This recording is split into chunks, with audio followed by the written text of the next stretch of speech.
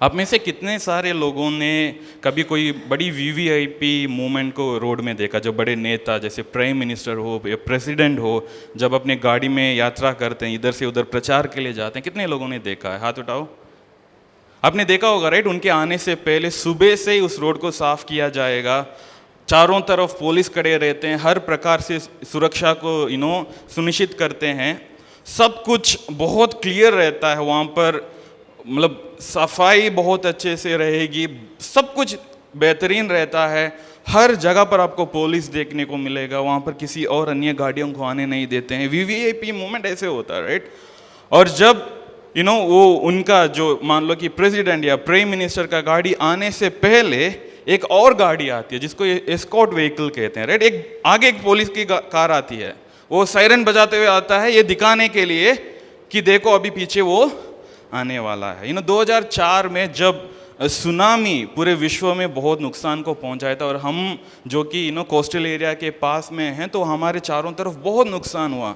तो उन दिनों में सारे बड़े बड़े नेता, आप प्रेसिडेंट को लो, वाइस प्रेसिडेंट को लो, या प्राइम मिनिस्टर लो, या हमारे स्टेट की चीफ मिनिस्टर, ये सब लोग हमारे डिस्ट्रिक्ट को या वहाँ के लोगों को मिलने के लिए आते थे। तो हम तब छोटे बच्चे थे, तो हमें पता चलता है कि अभी ये एस्कॉर्ट व्हीकल आ गया, इसका मतलब वो जल्दी आने वाला है। तो हम लोग बाहर जाकर के खड़े रहते हैं उनकी थोड़ा सा झलक देखने के लिए कि अच्छा, उन दिनों में मनमोहन सिंह थे तो मनमोहन सिंह को मैंने देखा, और बाकी प्रेसिडेंट को देखा, सबको मैंने इसी रीति से देख पाया क्योंकि वहाँ पे रास्ता साफ था, कोई और गाड़ी नहीं थी, और उनके आने से पहले आगे एक गाड़ी जाता था इस बात को घोषणा करते हुए कि वो आने वाला है। इस बात को आप मन में रखिएगा। हम आज प्रभु के वचन में जाने वाले हैं। हम योना रचित सुसमाचार के वचनों का अध्ययन कर रहे हैं। हमने अब तक पिछले 2 हफ्तों में सिर्फ 5 वचन को अध्ययन कर पाए, राइट? पिछले 2 हफ्तों से हम सिर्फ 5 वचन को अध्ययन कर पा रहे थे। मैं फिर थोड़ा सा अनुमान लगाया कि यदि मैं इसी स्पीड में जाऊं तो मुझे लगभग 6 साल लगेंगे इस पुस्तक को ख़त्म करने के लिए, और मेरे पास उतना टाइम नहीं है, आपको पता है।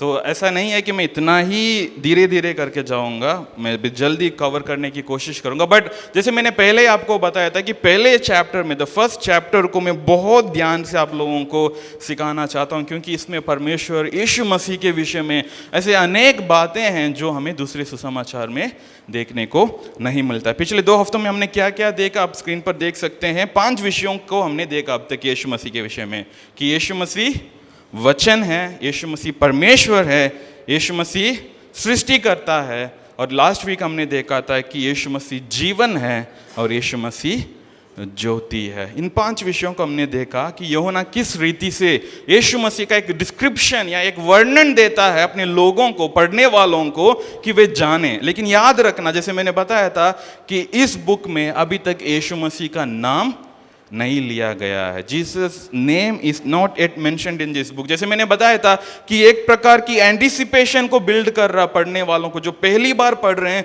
उनको अभी पता नहीं है कि ये है कौन, जिसके विषय में यहाँ पर इतना वर्णन किया गया है कि वही वचन है, जो वचन सब सामर्थ्य को अपने अंदर रखता है, वही परमेश्वर है, वही रचयिता है जिन्होंने सबको बनाया, और वही जीवन और ज्योति है। ये कौन है, लोग अभी तक नहीं जान पा रहे हैं, क्योंकि यूहन्ना उनका नाम को अभी तक यहाँ पर नहीं प्रस्तुत किया। उसके बाद जब आज के वचन जो मनन करने वाले हैं, वचन 6, 7 और 8, यदि हम उसे पढ़ते हैं, वहाँ पर ऐसा लिखा है, एक मनुष्य परमेश्वर की ओर से आ उपस्थित हुआ जिसका नाम यूहन्ना था। वह गवाही देने आया कि ज्योति की गवाही दे, ताकि सब उसके द्वारा विश्वास लाएं। वह आप ही तो वो ज्योति ना था, परंतु उस ज्योति की गवाही देने के लिए आया था। यहाँ पर यूहन्ना प्रेरित जो इस पुस्तक को लिख रहा है, उन्होंने यीशु मसीह का नाम तो अभी तक जिक्र नहीं किया, लेकिन उसके पहले एक और व्यक्ति का नाम लेकर के आ रहा, जिसका नाम क्या है, यहाँ पर हमने देखा, जॉन द बैप्टिस्ट। यूहन्ना बैप्टिज्म देने वाला, ये दोनों अलग है। जॉन द अपोस्टल अलग है और जॉन द बैप्टिस्ट अलग है। जो लिखने वाला जॉन अलग है, लेकिन जिसके विषय में यहाँ पर लिखा गया है वो अलग है।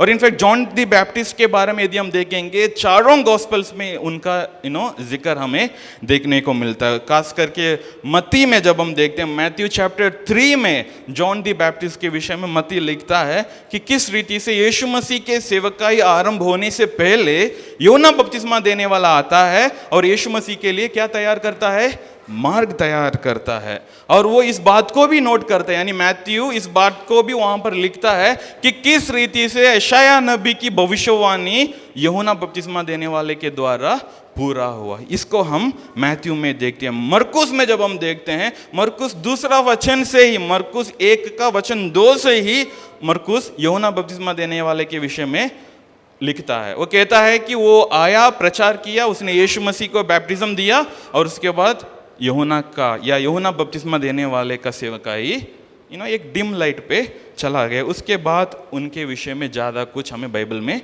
देखने को नहीं मिलता। लेकिन जब हम लूका रचित सुसमाचार में आते हैं, लूका थोड़ा सा पीछे जाता है, जॉन द बैप्टिस्ट का हिस्टोरी को लेकर के आता है। उनके पिता के साथ जो हुआ, पिता का नाम क्या है, जकरिया, और माता का नाम एलिजाबेथ। जकरिया और एलिजाबेथ के साथ क्या हुआ उसे वो वहां पर लिखता है। जकरिया और एलिजाबेथ काफी बुजुर्ग थे जिनके पास कोई संतान नहीं था, और जकरिया परमेश्वर के आराधनालय में एक याजक के तौर पर सेवा कर रहा था। और वहां पर हम देख पाते हैं कि एक परमेश्वर का स्वर्गदूत उसके सामने आ पहुंचता है और उसे कहता है कि तेरी प्रार्थनाएं सुनी गई, your prayers have been answered. और उसके बाद कहता है कि तेरे लिए एक बेटा उत्पन्न होगा, तेरे लिए एक बेटा जन्मेगा जिसका नाम तुम रखोगे जॉन, और वो किस रीति का सेवकाई करेगा, किस रीति से उसे तुम्हें संभालना है, इन सब चीज़ों को वहाँ पर हम देखते हैं। और वहाँ पर हम ये भी देखते हैं मरियम जो कि यीशु मसीह की माता है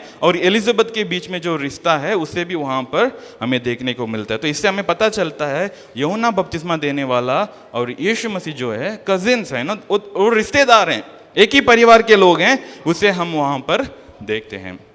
लेकिन जब हम जॉन में आते हैं, जैसे हम अब तक देखते आ रहे हैं, जॉन सब किरदारों को प्रस्तुत करने का एक अलग तरीका लेकर के आता है। यहाँ पर यूहन्ना बपतिस्मा देने वाले के विषय में, उनकी पृष्ठभूमि के बारे में, उनके बैकग्राउंड क्या है, उनकी परिवार क्या है, इसे कुछ नहीं बताता है। लेकिन वो क्या मकसद के लिए आया, क्यों आया, क्या क्या करने के लिए आया, उसे हमें सिखाता है। उसी को हम आज यहाँ पर देखने वाले हैं। लेकिन यदि हम पूरा मैं जॉन द बैप्टिस्ट की हिस्टोरी में ज़्यादा नहीं जाना चाहूँगा, लेकिन यदि आप उसको पूरा उसकी बैकग्राउंड को यदि आप समझना चाहेंगे, बस यही है कि जॉन द बैप्टिस्ट जो कि एक प्रॉमिस चाइल्ड ऑफ गॉड है, जो बहुत सालों की प्रार्थना के बाद उनके माता पिता को मिला था, और जॉन द बैप्टिस्ट के जीवन के लिए परमेश्वर के पास एक योजना था, जिस योजना को ही पूरा करने के लिए उस दुनिया में आया। जॉन द बैप्टिस्ट की लाइफ को जब हम देखते हैं, वो एक अलग जीवन जीता था, क्योंकि उनको परमेश्वर की तरफ से आज्ञा मिली थी उनके माता पिताओं को कि यूहन्ना बपतिस्मा देने वालों को किस रीति से बढ़ाना है। मरकुस 1:6 में ऐसा लिखा है, यूहन्ना ऊंट के रोम का वस्त्र पहने और अपने कमर में चमड़े का कटिबंध बांधे रहता था तथा टिड्डियां और वन मधु खाया करता था। ये यूहन्ना बपतिस्मा देने वाला साधारण दुनियावी जीवन नहीं जी रहा था, ये लोगों से अलग रहता था। लिखा है कि he was staying in the wilderness, वो लोगों से दूर रहता था, उनका ड्रेसिंग सेंस अलग था, उनका भोजन अलग था, ये सब हम वहाँ पर देख पाते हैं। He was called for a specific purpose and he was living a life which was different from all others। और यूहन्ना का सेवकाई सिर्फ यही था कि प्रोक्लेम करना, प्रचार करना, परमेश्वर के लिए रास्ता बनाना। और वो अपने प्रचार में बहुत बोल्ड था। फरीसी और सदूसी लोगों को ये सांप के बच्चे करके बुलाता था। And it's not a simple thing to call religious leaders of that days in such manner कि वो, अब सोच कर देखो कि आजकल का, इवन मैं अपने आप को भी यहाँ पर बोलूँ, मुझे अचानक कोई आकर के बोले ये सांप के बच्चे, मुझे कैसा लगेगा? आई विल मेक श्योर कि मैं उसका बदला ले लूंगा। अब सोच कर देखो कि वो रिलीजियस लीडर्स जिनकी बात सब लोग मानते थे, उनको वो हिम्मत से लोगों के सामने उन्हें डांटता था। यूहन्ना बपतिस्मा देने वाले का सेवकाई क्या है? बैप्टिज्म देना। और बैप्टिज्म जो है सिर्फ एक क्रिश्चियन कॉन्सेप्ट नहीं है, मसीहियों के पहले यहूदी लोग भी बैप्टिज्म देते थे। उनका एक क्लीनिंग या क्लेंसिंग रिचुअल जो होता है, जिसमें जब एक व्यक्ति अपने गुनाहों को मानता है, अपने गलतियों को मानता है, तो उसके बाद उसे क्या कहते हैं? पानी में डुबाया जाता है, एक फ्रेश वाटर में उसे डुबाया जाता है, ताकि वो अपने पापों को पश्चाताप किया करके लोगों को दिखा सके। इट्स जैसे रिचुअल, लेकिन उसी रिचुअल को फिर यीशु मसीह हमारे फेथ के साथ जोड़ते हैं, वे सब हम जानते हैं। सब लोग मत्ती, मरकुस और लूका, इन तीनों ने यूहन्ना बपतिस्मा देने वाले का मृत्यु के बारे में लिखते हैं कि वो किस रीति से मरा। क्योंकि उन्होंने हेरोद राजा के विरोध बात की, उन्होंने जो पाप किया, उन्होंने जो गलत किया, उस गलत को उनके सामने बोला, तो हेरोद राजा ने उसे गिरफ्तार किया, उसे जेल में रखा। और उसके बाद हम जानते हैं हेरोद राजा का एक दिन जन्मदिन के समय पर उनकी बेटी आके नाच रही थी, तो उन्होंने मुंह मांगा, वरदान दे दिया। तो वहाँ पर उसने कहा कि ऐसे होना है, तो वहाँ पर उसे सर कलंक करके उसे मार दिया गया था। वो अपना विश्वास में मजबूत रहा, अपने मकसद के लिए वो खड़ा रहा, जिसके कारण यूहन्ना बपतिस्मा देने वाले को अपना जान देना पड़ा। इनफैक्ट वो बहुत ही कम उम्र में मर चुका था। यीशु मसीह और यूहन्ना बपतिस्मा देने वाले के बीच में कितने महीने का अंदर था? 5-6 महीने का अंदर था। तो यीशु मसीह जब जीवित थे तभी वो मर चुका था। उसका मतलब वो अपना 30s में ही अपने जान दे दिया। यीशु मसीह यूहन्ना बपतिस्मा देने वाले के विषय में ये कहते हैं, जो हम लूका 7:28 में देखते हैं, मैं तुमसे कहता हूँ कि जो स्त्रियों से उत्पन्न है उनमें से यूहन्ना से बड़ा कोई नहीं। दिस इज द टेस्टिमनी जो यीशु मसीह यूहन्ना बपतिस्मा देने वाले के लिए देते हैं, कि स्त्रियों में उत्पन्न हुआ पुरुष में यूहन्ना बपतिस्मा देने वाले से बढ़कर और कोई नहीं। He was the bold voice in the wilderness, उस जंगल में चिल्लाने वाला वो आवाज था जो हिम्मत के साथ चिल्ला रहा था, जिन्होंने सत्य के साथ कभी समझौता नहीं किया, सत्य को सत्य की तरह प्रचार किया, और जो मकसद के लिए उसने इस दुनिया में आया उसी मकसद को उसने पूरा किया। तो आज यूहन्ना बपतिस्मा देने वाले के विषय में हम 3 विषयों को देखने वाले हैं, पढ़ने वाले हैं, और उसे हम अपने जीवन में लागू करने वाले हैं, ताकि हम भी हमारे जीवन में परमेश्वर जिस मकसद के लिए हमें भेजा है उसे हम समझ सके और उसे हम कर सके। तो पहली बात है द ग्रेट कमीशन, महान आदेश, जो कि हम वचन 6 में देखते हैं। वहां पर लिखा है, वचन 6 को आप देखिएगा, यूहन्ना रचित सुसमाचार अध्याय 1 वचन 6 में लिखा, एक मनुष्य परमेश्वर की ओर से आ उपस्थित हुआ जिसका नाम यूहन्ना था। यहाँ पर जब जॉन जो इस पुस्तक को लिख रहा है, वो यूहन्ना बपतिस्मा देने वाले के विषय में वर्णन करते हुए कह रहा है कि वो परमेश्वर के ओर से भेजा हुआ व्यक्ति है। He was send from God. और इनफैक्ट हम यहाँ पर देखते हैं कि यूहन्ना यीशु मसीह को भी उस रीति से एक ड्रामेटिक तरीके से यहाँ पर इंट्रोड्यूस कर रहा है कि वो वचन है, वो परमेश्वर है। और यहाँ पर आकर के कह रहा है कि एक व्यक्ति आ पहुंचा या उपस्थित हुआ। He just came, he just appeared. In fact, कुछ इंग्लिश ट्रांसलेशन में ऐसे लिखा है कि वो अपीयर हुआ। इट्स लाइक हीरो की एंट्री हो रही है, या स्टेज में जो ड्रामा चल रहे उसमें एक नया किरदार का इंट्रोडक्शन किया जा रहा है कि वो आप पहुंचा, वो परमेश्वर की ओर से सेंड किया गया व्यक्ति था, जिसका नाम यूहन्ना था। इनफैक्ट हिंदी में जो सेंड किया गया शब्द यहाँ पर नहीं है, वो यही लिखा है कि परमेश्वर की ओर से आ उपस्थित हुआ, लेकिन वो ऐसा होना चाहिए था कि परमेश्वर की ओर से भेजा गया व्यक्ति जो आकर उपस्थित हुआ। He was sent by God. उसके जीवन में एक मकसद था, उस मकसद के लिए ही उसे भेजा गया था। जैसे मैंने बताया था कि बहुत सालों की प्रार्थनाओं का उत्तर था यूहन्ना बपतिस्मा देने वाला। जब स्वर्गदूत ने जकरिया के पास आकर के बात करने लगा, तो जकरिया तो एक कहने लगा कि ये कैसे हो सकता है, मैं और मेरी पत्नी बुजुर्ग हो चुके हैं, हम तो उम्र में बड़े हो चुके हैं, अब हम कैसे एक संतान को प्राप्त कर पाएंगे। बहुत लंबे समय के प्रार्थनाओं के बाद एक अद्भुत रीति से उनका जन्म हुआ था। और लूका 1:14 में लिखा है कि वो बहुत सारे लोगों के जीवन में आनंद का कारण होगा। ऑफ कोर्स होगा, क्योंकि एलिजाबेथ इतने सालों से इंतजार कर रही थी कि काश मेरे लिए एक बच्चा हो। उनके रिश्तेदार, परिवार के लोग सब इंतजार कर रहे थे कि हमारे लिए कोई बच्चा आ जाए। वही यहाँ पर कह रहा है कि बहुत सारे लोगों के लिए एक आनंद का कारण होगा और उनका जीवन एक अलग मकसद के लिए बनाया गया था। इसलिए वहाँ पर लिखा है कि वो कोई मदिरा नहीं पिएगा, he will not indulge himself in wine, और वो अपने आप को पवित्र रखेगा। और आपको पता भी है कि यूहन्ना बपतिस्मा देने वाले के जन्म के बहुत साल पहले ही, यानी 500, 600, 700 साल पहले ही यशायाह नबी ने भी उनके विषय में भविष्यवाणी किया था, जो हम यशायाह 40:3 में लिखा हुआ हमें देखने को मिलता है, जहां पर लिखा है, किसी की पुकार सुनाई देती है, जंगल में यहोवा का मार्ग सुधारो, हमारे परमेश्वर के लिए अराबा में एक राजमार्ग चौरस करो। ये क्या हो रहा है कि यूहन्ना बपतिस्मा देने वाले के जन्म के बहुत साल पहले ही वहां पर लोगों ने घोषणा की है, यानी परमेश्वर की वाणी यशायाह नबी के द्वारा लोगों के पास आ गया कि ऐसे एक व्यक्ति आने वाला है जो परमेश्वर की ओर से भेजा जाएगा, जो परमेश्वर की ओर से आएगा, जो अपनी इच्छा से नहीं, जो परमेश्वर की इच्छा से इस धरती पर आएगा। और उसके लिए एक काम है, वो मार्ग को, यहोवा के लिए एक मार्ग सुधारने के लिए आने वाला है। और यूहन्ना का आने का ग्रेट कमीशन क्या था कि वह यीशु मसीह के पहले आए और यीशु मसीह के लिए मार्ग तैयार करें, to prepare the way for the lord. He just came, he appeared so that he can do that work. वो इसलिए आया ताकि वो उस काम को कर सके। यीशु मसीह के पहले आया, इसका मतलब ये नहीं था कि वो यीशु मसीह से बड़ा है, क्योंकि उस रीति से माइंडसेट लोगों के अंदर आया जो हम आगे जाके देखते हैं। लेकिन कलिशा यहाँ पर मैं आपको यूहन्ना से हटाकर अभी हमारी और ध्यान लेने के लिए मैं सोचूंगा, और मैं चाहता हूँ कि आप इस बात को सोचिए कि परमेश्वर एक भेजने वाला परमेश्वर है। God is a God who sends people.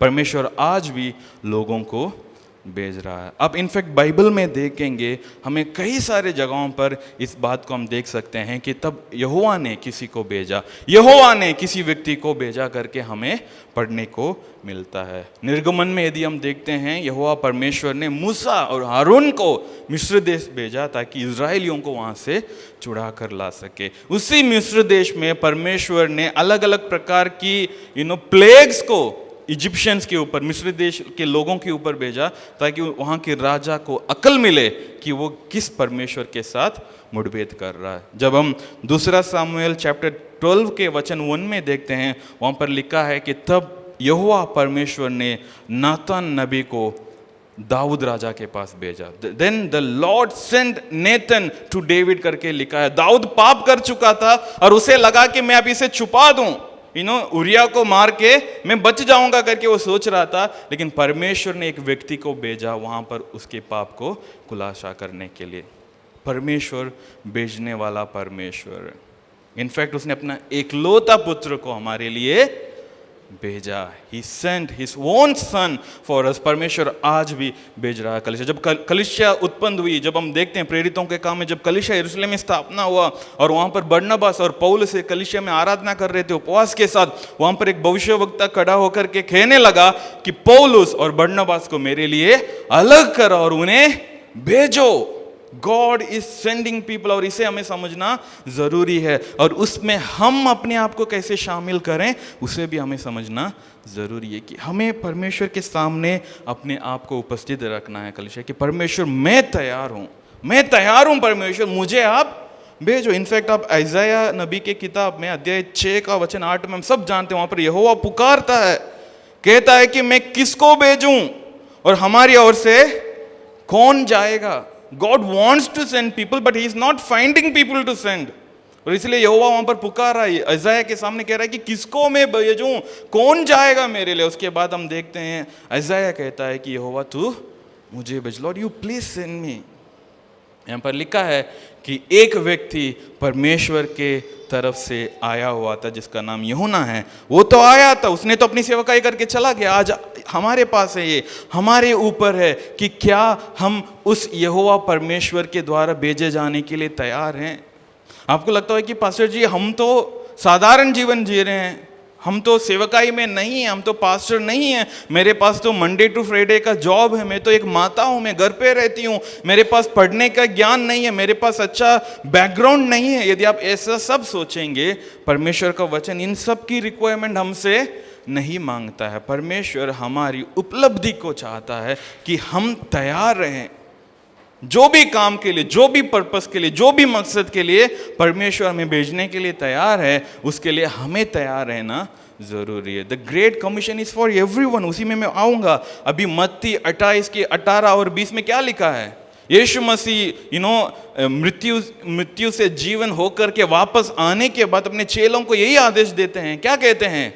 जाओ, सारे जातियों के बीच में जाओ। यीशु मसीह भी भेज रहा है अपने चेलों को, यू मस्ट गो, तुम्हें जाना है, हमें यीशु मसीह के द्वारा भेजे जाना है। आज हम इस धरती पर जीवित हैं, आज हम दुनिया में जीवित हैं, हम दुनिया की चीज़ों को देख पा रहे हैं, इस शहर में हम हैं, तो परमेश्वर ने हमें भेजा है। इस रीति से हमें उसे समझना है। We must understand that God has sent us for a specific purpose, और उस पर्पस को जानना, उस मकसद को समझना, वही हमारा जीवन का सबसे बड़ा मकसद है कि परमेश्वर ने क्यों आपको भेजा है, परमेश्वर ने किस मकसद के लिए आपको भेजा है, परमेश्वर ने आपके जीवन के द्वारा क्या करना चाहता है, उसे आपको समझना जरूरी है। कोई भी व्यक्ति से अलग नहीं है। इनफैक्ट मत्ती 28 का 18 से 20 में जो वचन है वो सिर्फ पासवानों के लिए नहीं, सिर्फ परमेश्वर के दासों के लिए नहीं, वो विश्वासियों के लिए, वो डिसाइपल्स के लिए है। हमने सीखा है कि हम सब परमेश्वर के चेले हैं, तो हम सब के लिए है वो आदेश।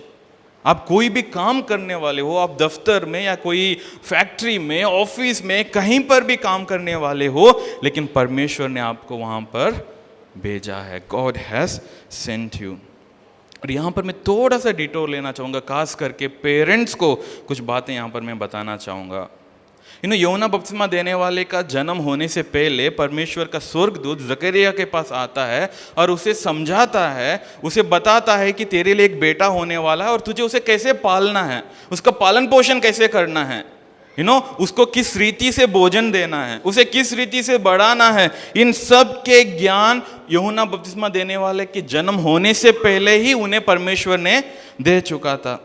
और यदि हम न्यायों की किताब अध्याय 13 में आते हैं, वहां पर सिमसोन का जन्म के विषय में लिखा है, वहां पर भी यही लिखा, वचन 8 को मैं पढ़ता हूं, लिखा है, तब मनोवा ने यहोवा से ये विनती की, हे प्रभु विनती सुन, परमेश्वर का वह जन जिसे तूने भेजा था फिर हमारे पास आए और हमें सिखलाए कि जो बालक उत्पन्न होने वाला है उसे हम क्या क्या करें, उससे हम क्या क्या करें।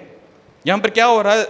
सिमसोन का जन्म के विषय में माता पिता को खबर मिली थी, तो सिमसोन की पिता मनोवा प्रार्थना कर रहा है कि प्रभु तुम एक और बार उस स्वर्गदूत को भेजो और हमें अच्छे से बताने दो, हमें जानना है कि हम अपने बच्चों को कैसे ग्रो करें। क्योंकि चर्च में इसको बहुत बार आप लोगों को बोल चुका हूं कि आपके जीवन में परमेश्वर एक संतान देता है, वो सिर्फ आपके आनंद के लिए नहीं देता है कि आपका नाम बना रहे इस धरती पे, उसके लिए नहीं देता है। परमेश्वर यदि आपके एक संतान से आशीषित करता है तो उसमें परमेश्वर का एक योजना है, आपको उसे जानना जरूरी है। जैसे जकरिया ने परमेश्वर के स्वर्गदूत से सुना, जैसे मनोवा ने प्रार्थना किया कि प्रभु दोबारा उस स्वर्गदूत को भेज ताकि हम उनसे सुन सके कि हमें क्या क्या करना है, किन रीति से उस बच्चे को हमें बढ़ाना है, पालन पोषण करना है।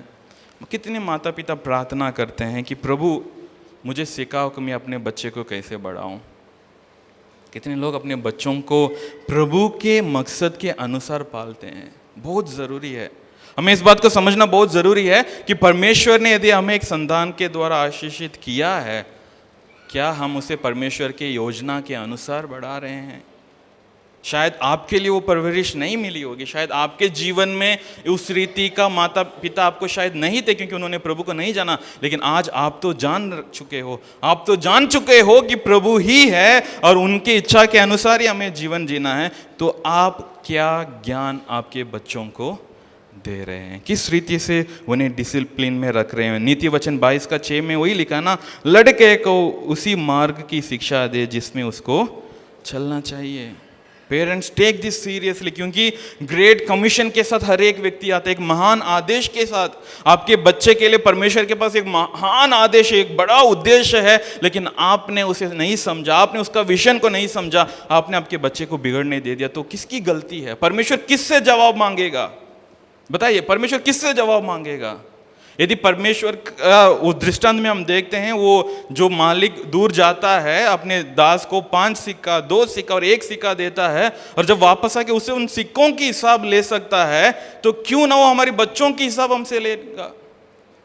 जब हम परमेश्वर के सामने जाके खड़े होंगे, वो हमसे क्यों नहीं पूछेगा कि मैंने जो बेटा या बेटी तुम्हें दिया, उसे तुमने किस रीति से बढ़ाया, किस रीति से उसको पालन पोषण किया, किस रीति से मेरे वचन के ज्ञान उन तक पहुंचाया? क्यों नहीं पूछेगा परमेश्वर? Parents, you have to take this seriously. We all have a great commission. यूहन्ना के पास एक ग्रेट कमीशन था कि वो परमेश्वर के द्वारा भेजा गया एक व्यक्ति था। हम सब परमेश्वर के द्वारा भेजे गए हैं, लेकिन हमें जानना ज़रूरी है, जो कि दूसरी बात है, कि हमारी उद्देश्य क्या है। What is our mission?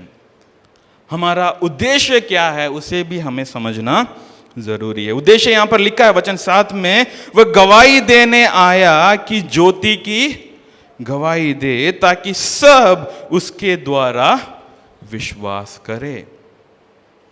यूहन्ना बपतिस्मा देने वाले का जन्म हुआ, और यहां पर जॉन द अपोस्टल कह रहा है कि वो परमेश्वर के तरफ से भेजा गया, कि उपस्थित हुआ, और उसका आने का मकसद क्या है?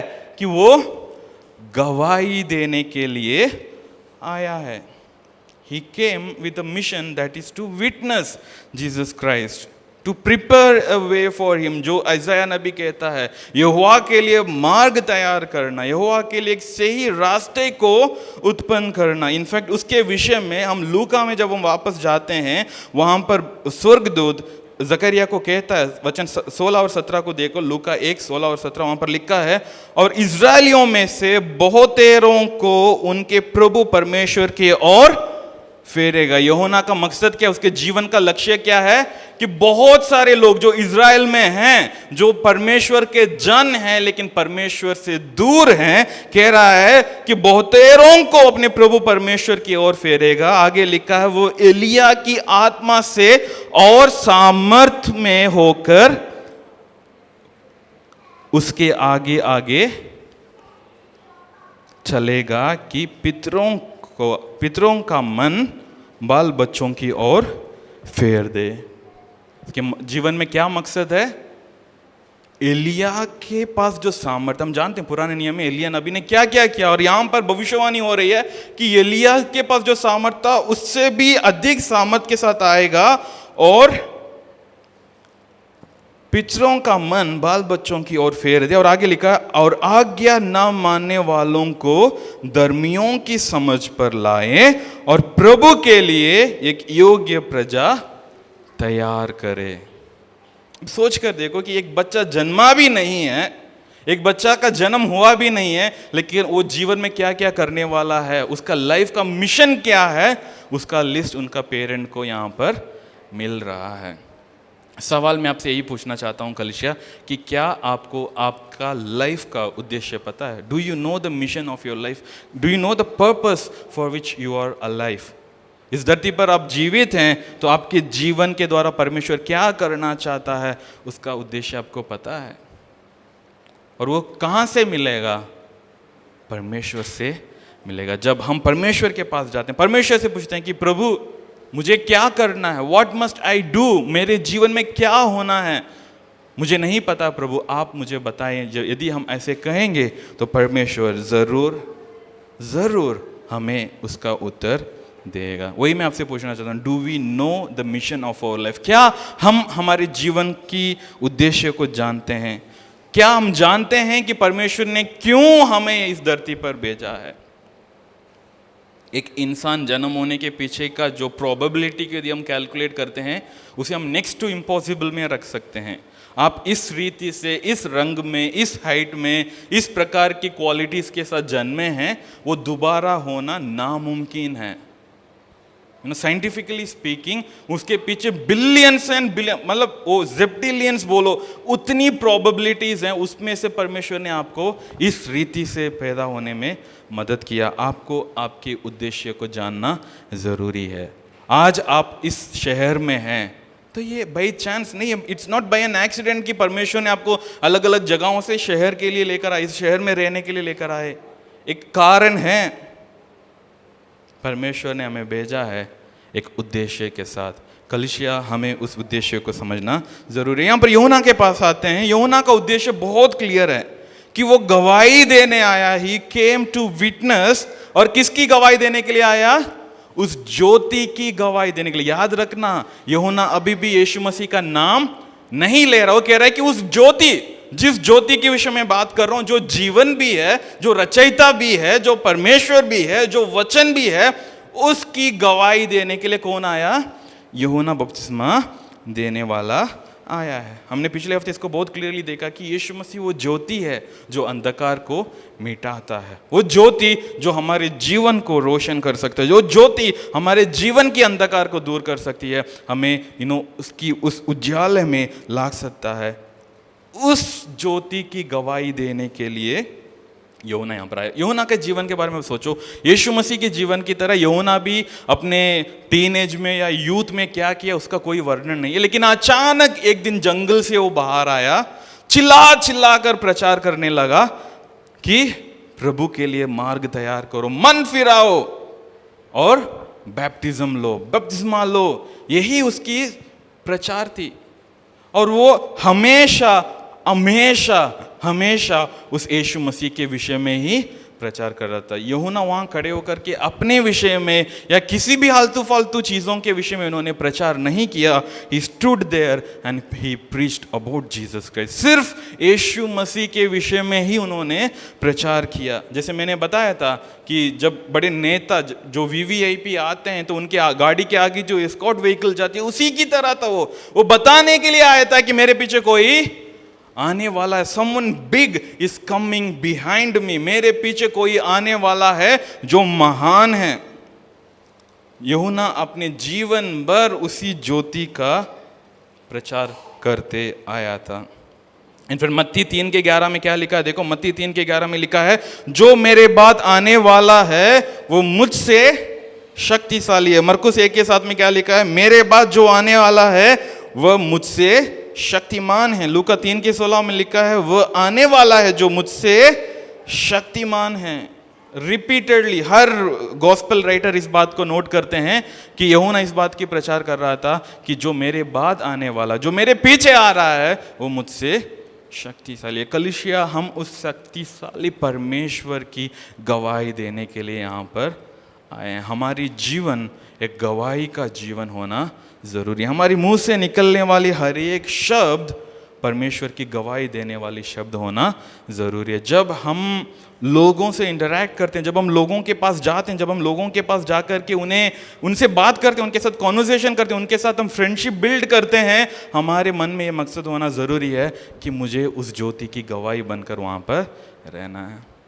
दुख की बात तो यही है कि हम मसीही लोग ही मसीही के नाम को सबसे ज़्यादा नुकसान पहुँचाते हैं। अब विश्व भर में देखो, हमारे चारों तरफ देखो क्या चल रहा है। पासवानों के नाम से जो लोग किस किस प्रकार की गलत कामों में लगे हुए हैं, कलीसिया को तोड़ने में या कलीसिया के लोगों को लूटने में, ये सब चीज़ें हम क्यों देख पा रहे हैं? क्योंकि वो ज्योति की गवाही के रूप में नहीं आए हैं, अपने फायदे के लिए आने वाले लोग हैं। और इनफैक्ट वचन हमारे लिए आदेश भी देता है कि हमें गवाही बनना है। मैं आज इस ज्योति के ऊपर ज़्यादा बात नहीं कर रहा हूँ क्योंकि हमने पिछले हफ्ते उसको बहुत अच्छे से समझे हैं कि यीशु मसीह ही वो ज्योति है। तो इस ज्योति की गवाही देने के लिए हमें आना है। प्रेरितों के काम 1-8 हम सब जानते हैं, परंतु जब पवित्र आत्मा तुम पर आएगा तब तुम सामर्थ पाओगे और यरूशलेम और सारी यहूदिया और समरिया में और पृथ्वी के छोर तक मेरे गवाह होंगे। यीशु मसीह ये बोल कर गए थे अपने चेलों को कि जब तुम पवित्र आत्मा के सामर्थ पाओगे, जब तुम पवित्र आत्मा के सामर्थ से भर जाओगे, तुम भी मेरी गवाही होगी। यहाँ से एक बात हम समझ सकते हैं कि परमेश्वर की गवाही बनना हम अपनी सामर्थ से नहीं कर सकते।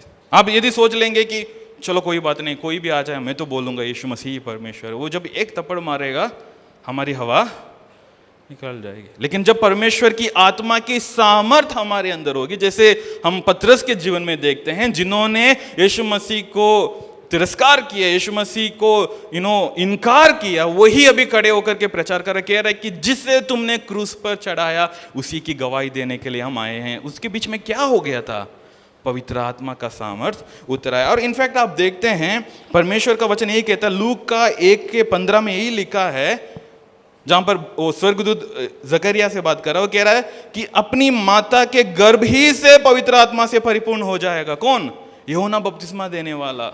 यानी यूहन्ना बपतिस्मा देने वाला तो जन्म होने से पहले पवित्र आत्मा से परिपूर्ण हो चुका था, इसलिए वो बोल्डली गवाही भी दे पा रहा था। अब सोच के देखो, फरीसी लोग, सदूसी लोग और वहां के सैनिक लोग आए, सबके सामने वो यीशु मसीह की गवाही देने के लिए आया। आज हमें परमेश्वर की गवाही देना, यीशु मसीह की गवाही देना है। कलीसिया सीजीसी चर्च के हर एक मेंबर्स की जिम्मेदारी है कि आप उस ज्योति की गवाही दें। मत्ती 10:32 में लिखा है, जो कोई मनुष्य के सामने मुझे मान लेगा उसे मैं भी अपने स्वर्गीय पिता के सामने मान लूंगा। If you testify me before humans, Jesus कह रहे हैं कि मैं भी अपने पिता के सामने उसे मान लूंगा। हमारे अंदर क्या वो हिम्मत है? और ये हिम्मत अपने आप नहीं आता, जैसे हमने देखा है कि ये पवित्र आत्मा के सामर्थ्य से ही हमें मिलता है। कलीसिया, मेरी अनुरोध यही है, जैसे जैसे हम परमेश्वर के वचन के ज्ञान में बढ़ रहे हैं, late us be filled with the Holi spirit, ताकि हम गवाही बन सके। हमारा जीवन का लक्ष्य क्या है? उसकी गवाही बनना।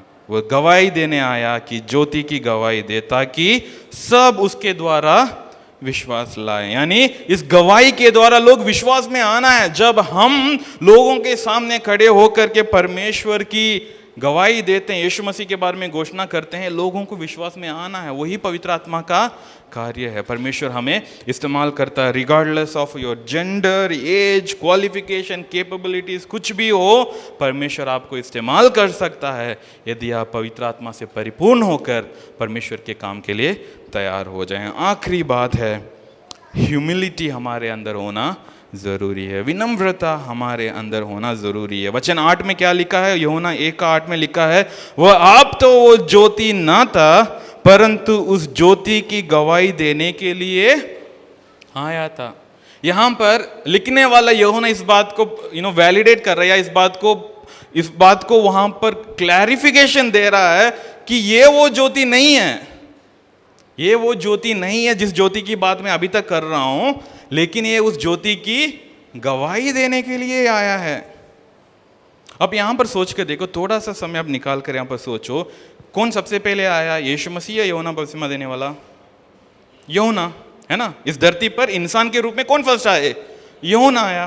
क्या यूहन्ना का जन्म एक चमत्कारी जन्म नहीं था? चमत्कारी तो एक बूढ़ी औरत को एक बेटा मिला। क्या यूहन्ना एक सही जीवन नहीं जी रहा था? यूहन्ना तो इनफैक्ट एक होली लाइफ जी रहा था, लिखा, he was living a Holi life. He was not even indulging himself in wine. वो अपने आप को बहुत पवित्र रखा था, लोगों से दूर रह रहा था। क्या यूहन्ना की प्रचार में सामर्थ्य नहीं था? व्हेन जॉन प्रीच्ड, लोग आए थे, मन फिरे और बपतिस्मा लिए। क्या यूहन्ना के पास चेले नहीं थे? बताइए, थे। John had his own disciples. और इनफैक्ट आज भी मैंडियंस करके एक ग्रुप ऑफ लोग हैं जो इराक और ईरान में हैं, जो यूहन्ना को ही मानते हैं। वो लोग अभी तक यीशु मसीह को ग्रहण नहीं किए हैं, but they believe in John the Baptist. उन्हीं की शिक्षा के अनुसार वो ग्नोस्टिक लाइफस्टाइल जीते हैं। जो गाउन्स पहनना या उनका भी रिचुअल बैप्टिज्म होता है, ये सब है। John had his own following. John के पास अपना एक आर्मी था, या कह लो कि डिसाइपल्स थे जो उनके साथ थे, सब कुछ थे। थोड़ा सा सोच कर देखो, यदि जॉन कुछ देर के लिए भी यदि थोड़ा सा सेल्फिश हो जाता तो अपने आप को मसीहा घोषित कर सकता था। क्योंकि आपको याद करना है, इसके बीच में 400 साल परमेश्वर का वाणी किसी भी इजरायलियों के पास नहीं पहुंचा। Nobody had heard anything from the God for last 400 years. अब अचानक एक आकर पुराने नियम की भविष्यवाणी को भी पूरा कर, he is fulfilling the Old Testament gospel and people must have thought, अच्छा यही वो मसीहा है जो हमें बचाने के लिए जॉन यदि सोचा होता तो अपना कल्ट शुरू कर सकता था. He could have easily done that by telling a simple lie to people. क्योंकि वो लोग पूछ रहे थे तुम है कौन, हु आर यू. तो जॉन ने क्या वहां पर क्या बोला कि मैं कुछ नहीं हूं, आई एम नोबडी. मेरे पीछे जो आने वाला, the one who is coming after me is greater than me. आपको इसलिए मैं कह रहा हूं कलीसिया, हम जब मसीही जीवन में जीते हैं ना, हमारे लाइफ में, हमारे जीवन में ह्यूमिलिटी होना बहुत जरूरी है. वचन में लिखा है pride goes before the fall. हम बड़े भयानक रीति से गिरने से पहले हमारे जीवन में क्या आता है, घमंड आता है. और घमंड की ऑपोजिट क्या है, नम्रता. यानी जब हम नम्रता से जीवन जिएंगे हम गिरेंगे नहीं. क्योंकि हम हमारा सारा भरोसा किस पर डाल रहे हैं, परमेश्वर पर, यीशु मसीह पर डाल रहे हैं, तो हमारा जीवन कभी गिरेगा नहीं. यूहन्ना के पास लोग थे, यूहन्ना के पास चेले थे, यूहन्ना के पास सब कुछ था, सामर्थ था. यूहन्ना को लोग फॉलो कर रहे थे, यूहन्ना की वचन को सुन रहे थे, यूहन्ना से लोग बैप्टिज्म ले रहे थे. सब होने के बाद भी he understood his responsibility that he is nobody. इसलिए वो कहता है, वो बार बार वही कहता है कि मैं उसकी जूती उतारने की योग्य भी नहीं रखता. I am not capable, I am not even qualified to untie his shoes लिखा है. यानी यहूदी, एक ज्यू के लिए ये बात कहना बहुत बड़ी बात है. क्योंकि यहूदी लोग अपने घर में दासों को रखते थे जो आने वाले मेहमानों की जूता उतारने के लिए और उनकी पैरों को साफ करने के लिए.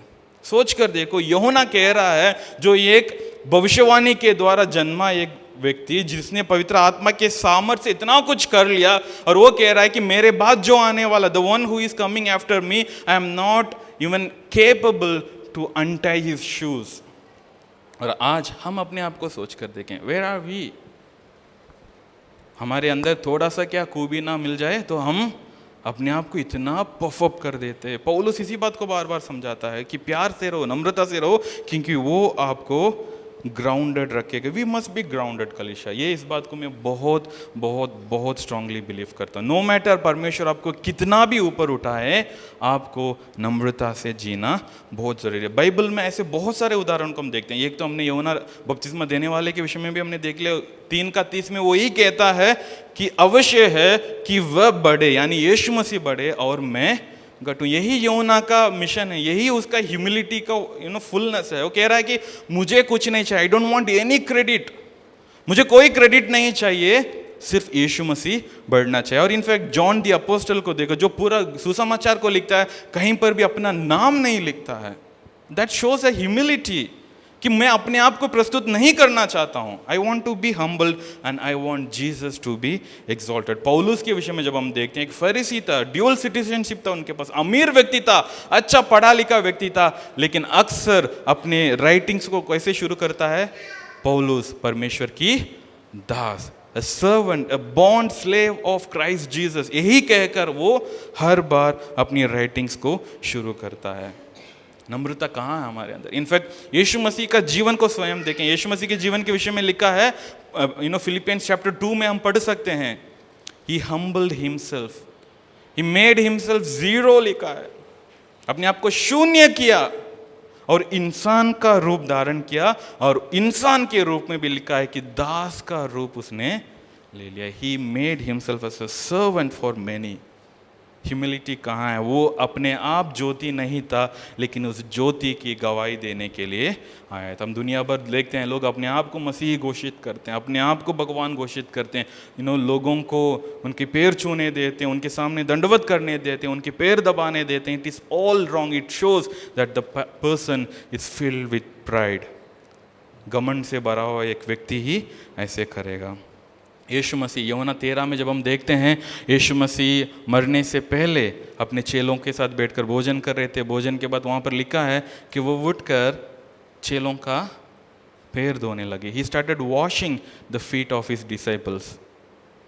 चेले शॉक्ड हो गए थे कि ये तो एक नौकर का काम है, एक दास का काम है. आप तो मेरे गुरु हो, you are my master, how can you stoop down and do this for me. वहाँ पर यीशु मसीह कहते हैं, जॉन 13:16 में लिखा है, मैं तुमसे सच सच कहता हूँ, दास अपने स्वामी से बड़ा नहीं और ना भेजा हुआ अपने भेजने वाले से. The one who is sent is not bigger than the one who sent him.